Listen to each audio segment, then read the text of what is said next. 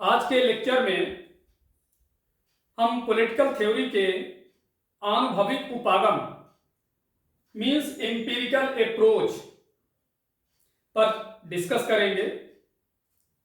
यह अप्रोच तथ्यों, अवलोकनों और वैज्ञानिक विधियों के महत्व पर बल देता है।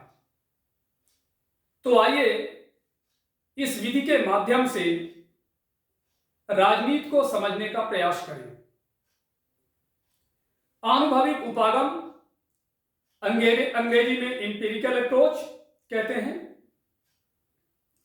एम्पिरिकल अप्रोच मींस अनुभविक उपागम का विश्वास है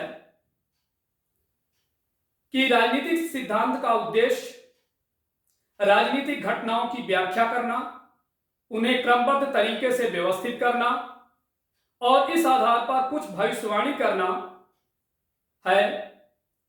अर्थात इसका काम मूल्यांकन करना नहीं और न ही किसी आदर्श राज्य की स्थापना करना है। 20वीं सेंचुरी में अमेरिका में पॉलिटिकल थ्योरी की एक नए शास्त्र का विकास हुआ जो बाद में आनुभविक सिद्धांत के नाम से प्रचलित हुआ। हालांकि वैज्ञानिक तरीके से और तथ्यों पर आधारित राजनीतिक सिद्धांतों का अध्ययन काफी पुराना है, परंतु इसे स्टडी की एक महत्वपूर्ण पद्धति बनाने का श्रेय अमेरिका के सोशियोलॉजिस्ट को जाता है।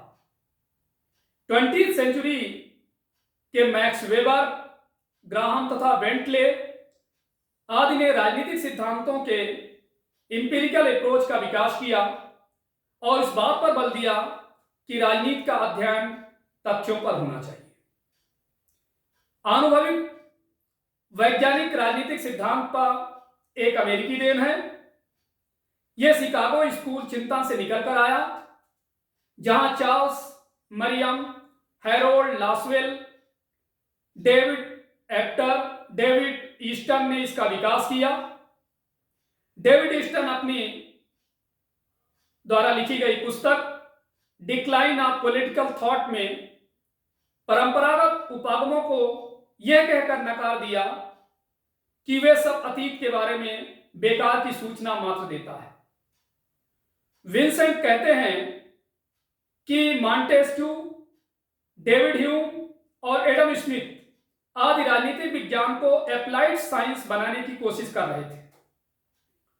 उन्होंने राजनीति के अध्ययन को और भी अधिक वैज्ञानिक बनाने के लिए उसे राजनीतिक आदर्शों, मूल्यों, संस्थाओं से हटकर व्यक्ति और समूह के व्यवहार के संदर्भ से जोड़ दिया।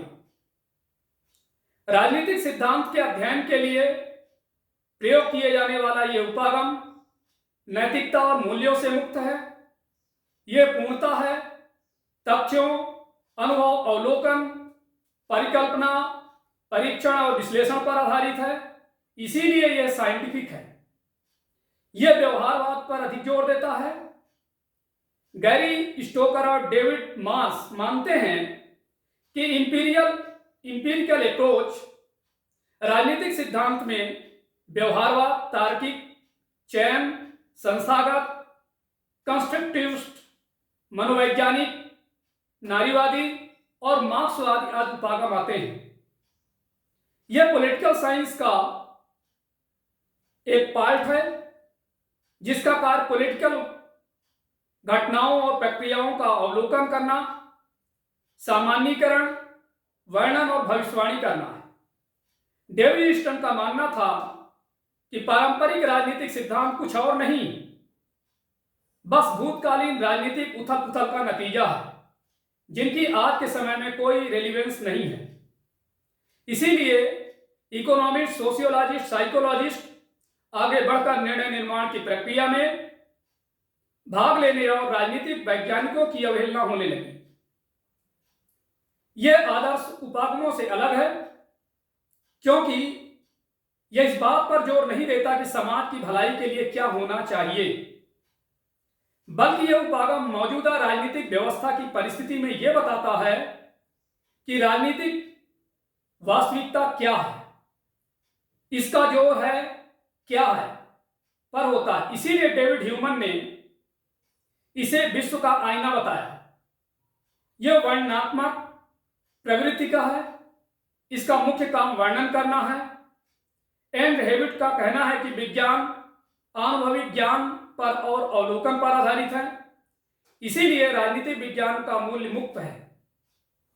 यह अनुभवी वर्णनात्मक है, इसका प्रयोग सरकार, राज्य और उनकी संस्थाओं का वर्णन करने के लिए किया जाता है। ऐसा माना जाता है कि सेकेंड वर्ल्ड वॉर के बाद यह अप्रोच अपनी ऊंचाइयों पर था, क्योंकि व्यवहारवाद को बहुत महत्व दिया जा रहा था। व्यवहारवाद मानव के अवलोकनीय और मापनीय व्यवहार के अध्ययन से जुड़ा है। इसका प्रयोग डेविड स्टर्न द्वारा राजनीति को और अधिक प्राकृतिक व वैज्ञानिक बनाने के लिए किया गया। वो राजनीति से दैनिक जीवन के व्यवहारिक अनुभव को जोड़ रहे थे। तो देखिए, ये थे इंपीरिकल अप्रोच के बेसिक कॉन्सेप्ट्स के बारे में कि क्या है, और जो अलग अलग थिंकर्स और लोग आए उनका क्या कहना है इस बारे में, इसका अध्ययन कर रहे थे। अब देखिए, इंपीरिकल अप्रोच के क्या लक्षण हैं, क्या इसकी विशेषताएं हैं, इस पर नजर डालेंगे। तो सबसे पहले इसकी विशेषता यह है कि इसका काम राजनीतिक घटनाओं की व्याख्या करना, उन्हें क्रमबद्ध तरीके से व्यवस्थित करना और इस आधार पर कुछ भविष्यवाणी करना।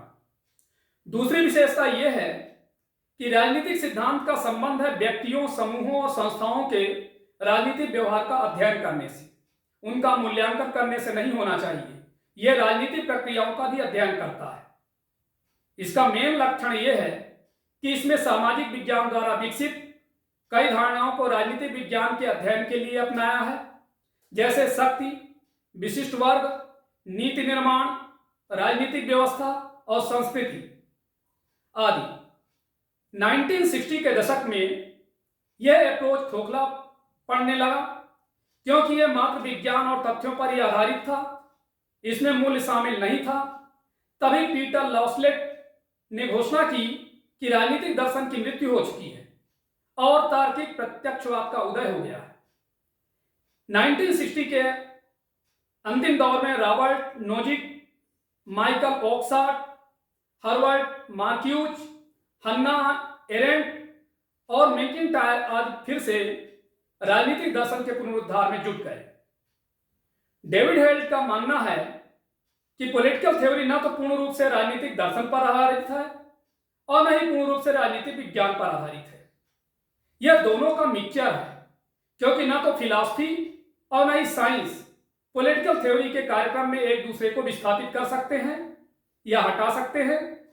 एक सक्सेस पॉलिटिकल थ्योरी के लिए पॉलिटिकल वैल्यूज के फिलॉसफिकल एनालिसिस और राजनीतिक प्रक्रियाओं और संरचनाओं की अनुभविक समझ होना बहुत जरूरी है। अनुभविक शोध को आदर्श सिद्धांतों के जरिए और आदर्श सिद्धांतों के अनुभविक शोध के जरिए बेहतर किया जा सकता है। यही कारण है कि राजनीतिक सिद्धांत का पुनर्जन्म 1960 के दशक में हुआ, क्योंकि मूल्य और तथ्यों का मिक्सचर भी से किया गया। तो इससे यह निष्कर्ष निकलता है,